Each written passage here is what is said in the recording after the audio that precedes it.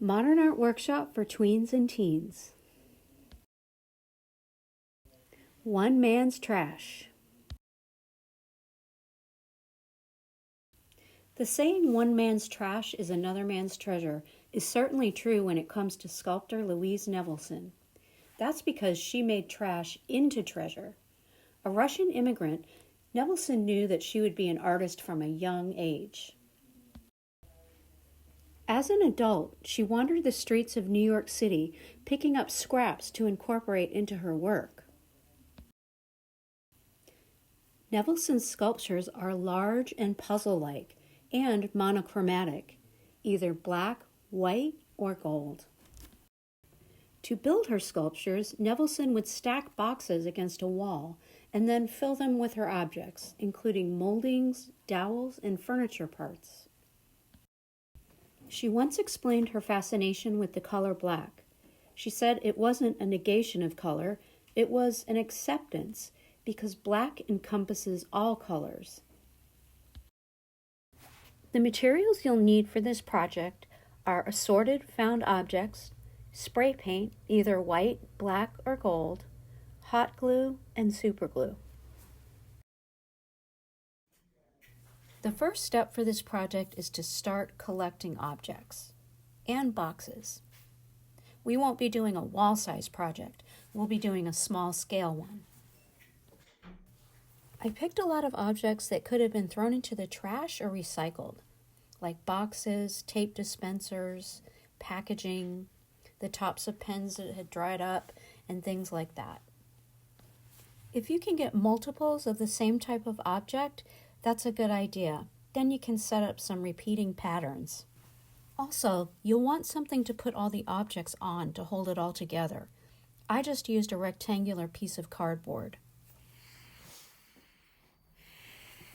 The next step, after you have all your objects collected, is to just start playing with them. Try different patterns and arrangements and just see what appeals to you.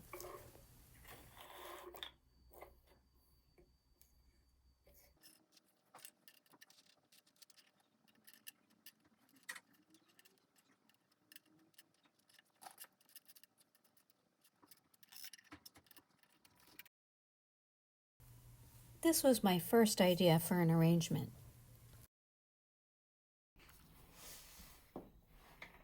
Once you've got all your objects the way you want them, I recommend taking a picture of it.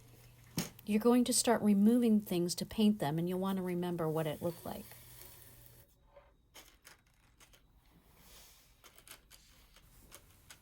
I'm going to start by gluing these pen caps down inside this plastic container.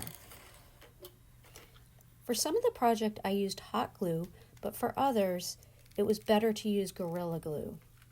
It took some trial and error.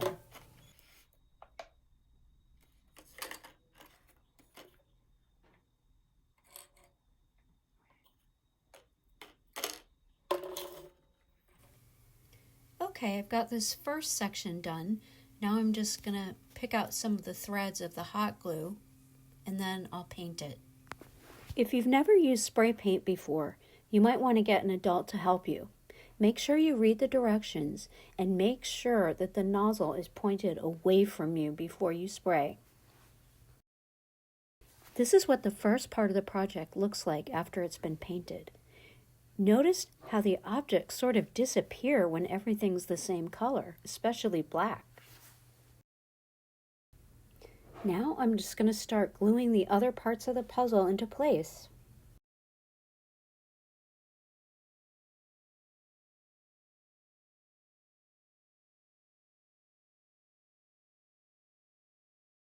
I've taken everything off the board here because I'm going to paint everything individually. I painted everything outside on a piece of cardboard, partially so that I'd have good ventilation and also so that I wouldn't get the fumes all over the library. Make sure you give each object lots of space so that the objects don't stick together and you can roll them over and paint them completely. Did you notice that I changed my design? That's because everything seemed to disappear when it was all one color, so I wanted to put some objects higher and some objects lower. Now it's time for one last coat.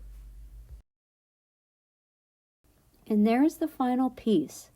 Everyday objects united by design and color. Thanks for watching. Have fun!